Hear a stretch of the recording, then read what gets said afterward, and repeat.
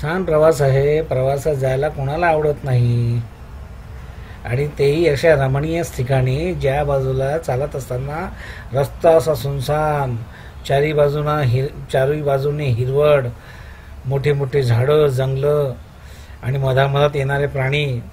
निसर्ग, याला म्हणतात निसर्ग. आपण जंगले बघितलेले आहेत, सगळ्यांनी जंगलं बघितलेले आहेत. पण बहुधा आता हल्ली बघायला मिळतात गावामध्ये, शहरामध्ये ती सिमेंटचे जंगलं. पण इथे येऊन बघा, तेव्हा तुम्हाला कळेल की निसर्ग काय असतो. निसर्गप्रेमी, पूर्वीला निसर्गप्रेमी यांना लोक पागल समजायचे की काय हा व्यक्ती नुसता जंगलात जाऊन बसतो, झाडाचा अभ्यास करतो, म्हणून तो वेडा आहे. तो मी वेडा बोलत नाही, मी त्याला खोळा बोलतोय. कारण ईश्वराने खूप चांगलं गुण त्याच्यात दिलं असेल तरच तो अशी बुद्धी दिली त्याला, आणि तरच तो एक जंगलात जाऊन बसतो, प्राण्याचा अभ्यास करतो, रमणीय ठिकाणी राहतो. आणि हल्ली असं लक्षात आलं की आपण शहरामध्ये राहतोय, गावात राहतो, तिथे झाडं नाही. झाडं नसल्यामुळे निसर्ग नाही, पर्जन्य नाही, ऑक्सिजन नाही, ऑक्सिजनची मात्रा कमी असते. बरोबर आहे. पण हे निसर्ग बघितल्यावर इथे आले रमणीय, छान आल्हाददायक. आणि एखाद्या झाडाखाली बसून 4 पोळ्या घेऊन बसल्या आणि जेवायला बसल्यावर वा. मी विनंती करतोय या भारतीय जनतेला की तुम्ही या, निसर्ग बघा आणि निसर्गाच्या सान्निध्यात राहण्याचा प्रयत्न करा.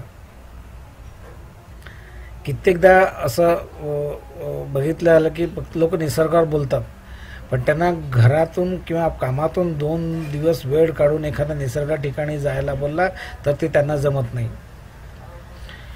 लोकांकडे असं काही आपण प्लॅनिंग केला, असं काही आपण नियोजन केलं की नाही आपण जायचं आहे निसर्गात, पण त्यांच्याकडे त्याच्या आधीच त्यांच्या खिशामध्ये 10 कारणं असतात. प्रत्येक वेळेला ते एक कारणं समोर टाकतात. नाही, माझं ते काम आहे, माझं ते काम आहे.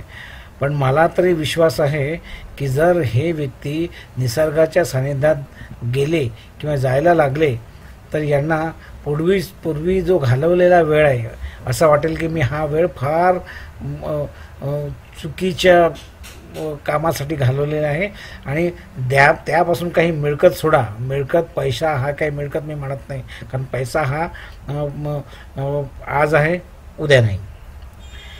किंवा पैशाने माणसाचं शरीर, असं बोललं जातं ना की पैसा ही सब कुछ नहीं है. पैसे से आप बड़े बड़े बंगला, अच्छे बड़े बड़े फ्लैट्स खरीद सकते हो, लेकिन ये निसर्ग में आने के बाद जो निसर्गात आल्यानंतर जो येणारा जो मजा आहे, आनंद आहे, हे कुठे सिमेंटच्या जंगलात बसून मिळणार नाही. या निसर्गाप्रमाणे निसर्गाचे प्राणी बघा, आणि निसर्गात वावणारे जंगलात राहणारे माणसं कसे राहतात, कसे तंदुरुस्त राहतात, त्यांना कुठला आजार होत नाही.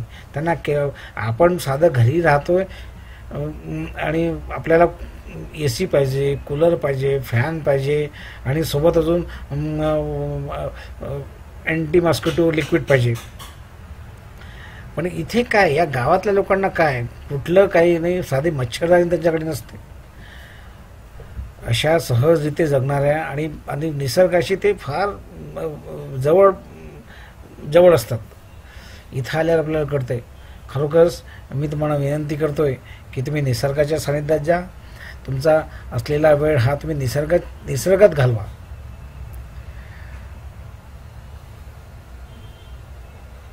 ओके